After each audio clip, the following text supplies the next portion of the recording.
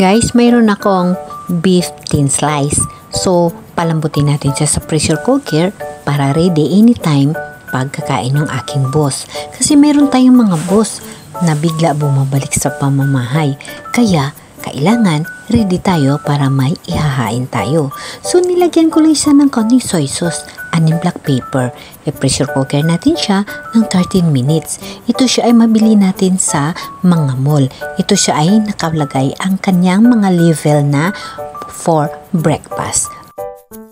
So, ito na siya guys. Yung ating pinalambot na karne ng baka. Manipis lang ito siya. Ito yung nakalagay sa level niya na for breakfast. Sa mall, marami yan. So guys, ito siya, niready ko siya just in case na mayroon akong visitors or biglaan na kakain yung boss ko na hindi ko na schedule, mayroon akong ihahanda. Mayroon akong ihahain. Ito siya, malambot na. Of course, nilagyan ko lang sa ng soy sauce and black pepper.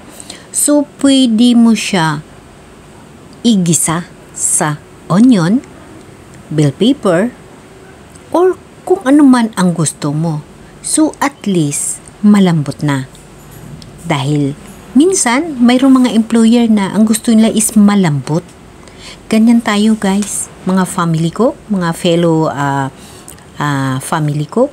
Mayroon talaga tayong mga employer na gusto nila is malalambot ang texture ng karne. So, isa ito sa way na ginawa ko upang maitago ko sa ref. After 2 days, ilalagay ko sa freezer pag hindi maubos. So, any partner ito magagamit natin. And of course, dandahanin mo lang kasi malambot na siya eh. So, isa ito sa paraan na in-share ko sa inyo, ang tips ko sa inyo para na mayroon tayong ready sa ref.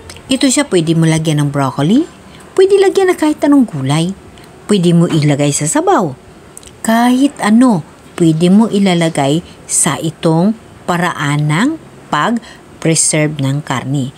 At least luto na siya. But of course, huwag mo siyang patagalin. Okay guys? Itong mga tips na binibigay ko sa inyo, malaking bagay upang makatulong sa atin na tagaluto. Lalo pa, pag mayroon tayong mga employer na masilan, yung gusto nila is malalambot. Kaya isa ito sa way, sa mga pamaraan na dapat nating gagawin. Always ready. So, ito siya, itatago ko na ito sa ref.